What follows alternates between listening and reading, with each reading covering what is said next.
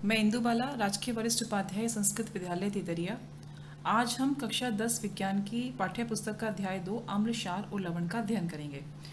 तो अम्ल क्या होते हैं? अम्ल, जितने भी अम्ल होते हैं, अम्ल का एक खास लक्षण ये होता है कि अम्ल जो हैं वो स्वाद में खट्टे होते हैं। ठीक है, जैसे आपके पास नींबू है, उसमें एक अम्ल है, उसका नाम है आपके पास साइट्रिक अम्ल। ठीक है, तो उसी प्रकार सेब है, सेब में होता है आपके पास मैलिक अम्ल।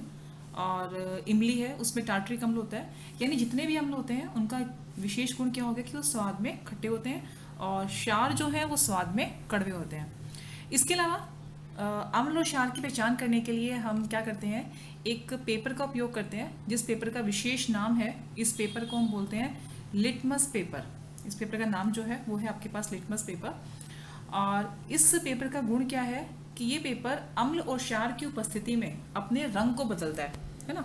तो जब ये अपने कलर को चेंज करेगा एसिड या बेस मिलाने पर, अम्ल या क्षार मिलाने पर, तो उस रंग में क्या परिवर्तन हुआ, उस रंग में परिवर्तन के आधार पर हम ये पहचानते हैं कि दिया गया पदार्थ आपके पास अम्ल है या दिया गया पदार्थ आपके पास क्षार है।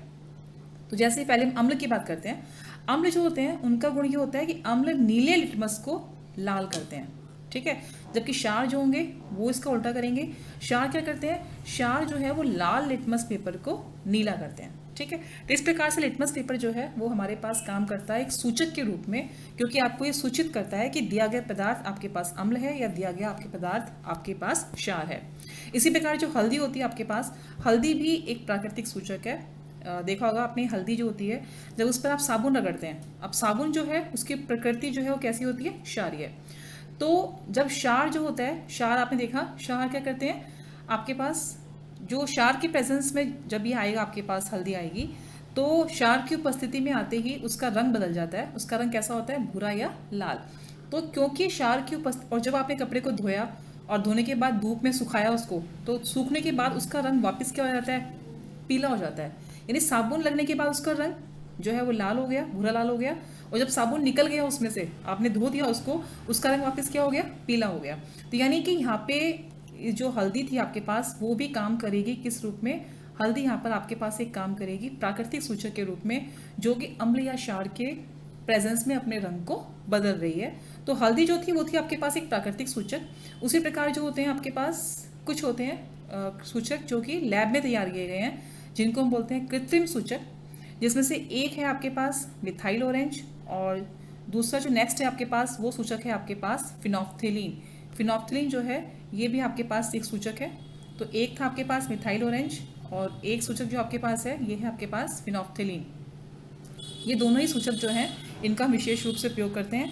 और ये सूचक क्या करते हैं? सूचक कुछ भी नहीं करते, सूचक सिर्फ अम्ल और क्षार की उपस्थिति में अपने रंग को बदलते हैं, जिससे कि आप उस अम्ल या उस क्षार की पहचान कर सकते हैं। और लिटमस पेपर जो होता है ये बैंगनी रंग का होता है, जिसको कि थैलोफाइटा एक पादपों का समूह है, उसमें लाइकेन एक ग्रुप होता है, उस लाइकेन ग्रुप से आप इसको प्राप्त करते हैं और सूचक के रूप में इसका उपयोग करते हैं। इसके अलावा जो और प्राकृतिक बहुलक और भी हैं, जैसे पत्ता गोभी होती है उसमें होता है आपके पास। इसके अलावा एक पौधा है आपके पास हाइजेंड्रिया पौधा है, पेटूनिया है। इनकी पंखुड़ियाँ जो होती हैं वो भी क्या करती हैं? सूचक की तरह काम करती हैं और अम्ल या क्षार की उपस्थिति में अपने रंग को बदलती हैं। उसके बाद नेक्स्ट हम देखते हैं कि अम्ल और क्षार के कुछ उदाहरण देखते हैं। तो अम्ल जो होते हैं, पहले मैंने आपको बताया प्राकृतिक अम्ल जो नींबू में था, इमली में था, टार्टरिक अम्ल, नींबू में साइट्रिक अम्ल।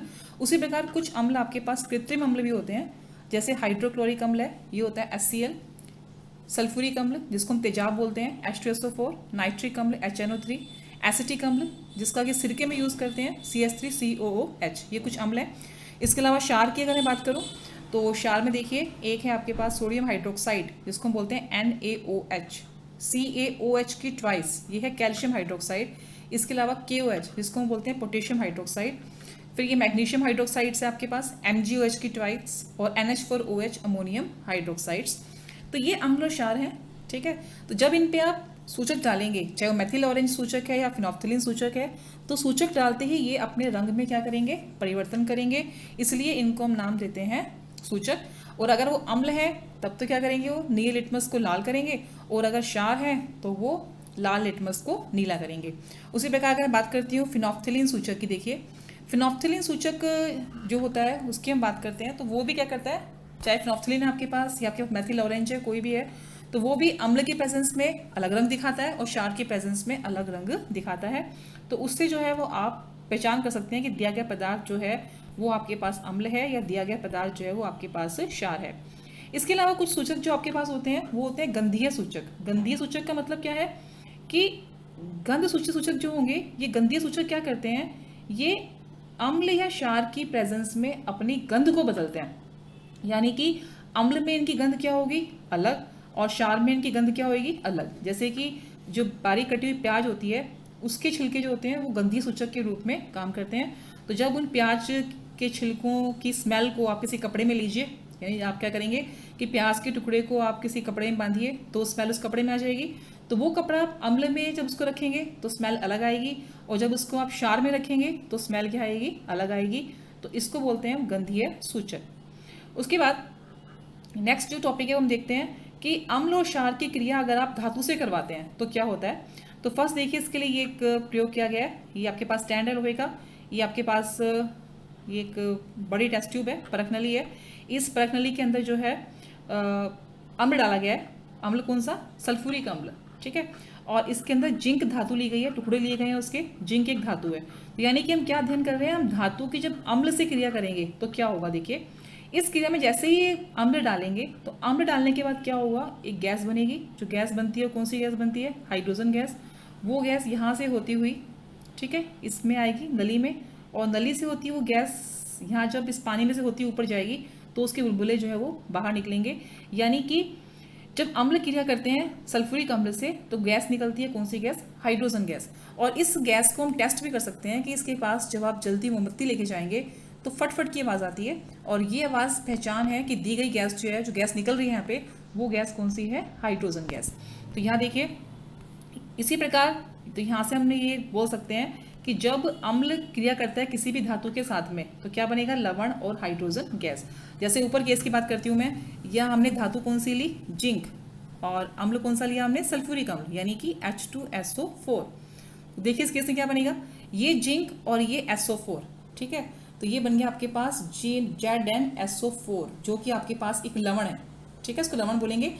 और साथ में देखिए ये जो H2 यहाँ पे है, ये गैस क्या हो जाएगी, बाहर निकल जाएगी, ठीक है। यानी कि ये जिंक धातु, ये H2SO4 अम्ल, तो अम्ल प्लस धातु ये क्या बनाया, ZnSO4, जो कि आपके पास लवण है, और साथ में ये हाइड्रोजन गैस जो होती है वो बाहर निकलती है। अब सेम जो है हम रिएक्शन देखते हैं जब क्षार अभिक्रिया करते हैं। देखिए क्षार के केस में भी सेम रिएक्शन होती है। क्षार लिया, देखिए ये NaOH, सोडियम हाइड्रोक्साइड, इसमें भी हम जिंक डालते हैं, सेम रिएक्शन करेंगे, सेम उपकरण के उपयोग करेंगे। तो देखिए यहाँ क्या होता है इस केस में वही हाइड्रोजन गैस बनती है, और ये लवण बना आपके पास Na2ZnO2, जिस लवण का नाम है सोडियम जिंकेट। यानी कि जिस प्रकार से अम्ल जब धातु से अभिक्रिया करते हैं तो लवण और हाइड्रोजन गैस बनती है, उसी प्रकार से जब क्षार जो है वो धातु से अभिक्रिया करते हैं तो उस केस में भी लवण और हाइड्रोजन गैस ही बनती है। धन्यवाद।